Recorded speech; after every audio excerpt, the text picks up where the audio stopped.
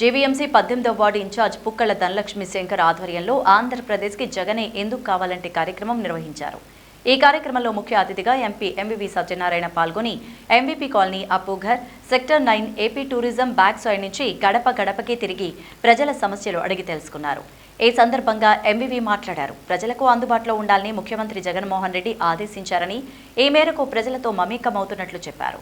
కార్యక్రమంలో ప్రజలు బ్రహ్మరథం పడుతున్నారన్నారు. విద్యార్థులకు విద్యా దీవెన, అమ్మఒడి, వృద్ధులు, వికలాంగులకు పెన్షన్లు, డ్వాక్రా మహిళలకు రుణాలు ఇలా ప్రతి ఒక్కరికి ప్రభుత్వ పథకాలు అందుతున్నాయని పేర్కొన్నారు. కాగా 18వ వార్డులో రామాలయం అభివృద్ధికి ఎంపీ ఎంవీవీ సొంత నిధులు అందజేశారు. మోహన్ రెడ్డి గారు ఏదైతే ప్రజలందరికీ ఒక గొప్ప సంక్షేమ పథకాలు అందిస్తూ ఉన్నారో ఆ పథకాలన్నీ అందుతున్నాయా లేదా, ఎవరికైనా ఏదైనా ఇబ్బందులు ఉన్నాయా అనే దాని మీద ప్రతి ఇంటింటికి వెళ్ళి వాళ్ళని తెలుసుకుంటూ ఉన్నాం. స్పందన చూస్తూ ఉంటే చాలా అద్భుతమైన స్పందన వస్తూ ఉంది.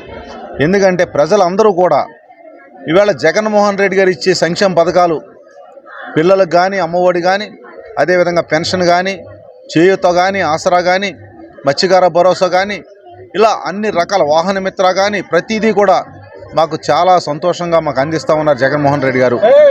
గత ఎన్ని సంవత్సరాల కాలంలో వేరే వాళ్ళు ఎవరు ముఖ్యమంత్రులు చేసినా సరే ఎవరు కూడా ఇంత మంచి కార్యక్రమాలు ఎప్పుడు చేయలేదు. ఇవాళ మా పిల్లలు చదువుకుంటూ ఉన్నారు, మా పిల్లలు ఇంజనీరింగ్ చదువుతూ ఉన్నారు, అందరూ బాగున్నారు.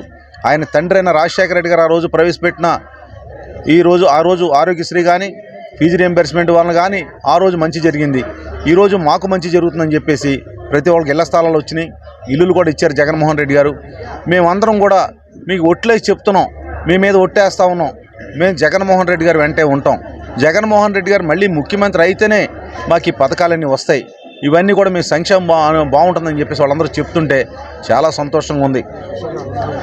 అంతేకాకుండా నేను ఒకటే చెప్తా ఉన్నా, ఇవాళ దేశంలోని లిటరసీలో ప్రథమ స్థానంలో మన రాష్ట్రం వచ్చింది. అంతకుముందు కేరళ ఉండేది, కేరళ కంటే ముందుకెళ్ళింది మంది. ఇవాళ జగన్మోహన్ రెడ్డి గారు ఒక దీర్ఘకాలమైన ప్లాన్స్ అన్నీ వేసి మరి దూరంగా ఆలోచించి ఆయనంతా కూడా రాష్ట్రం ముందుకెళ్ళాలి. ఇవాళ మహాత్మా గాంధీ చెప్పినట్టు ప్రజలు బాగుండాలి, దేశం బాగుండాలంటే పేద ప్రజలు బాగుండాలి. నా రెడ్డి కంట వైఎస్ రాజశేఖర రెడ్డి నేను అన్నదమ్ముడు భార్యాన్ని. నాకు అదే 10 కోట్లు 10 నాకు నెలకు 15,000 పింఛన్ ఇస్తుండు.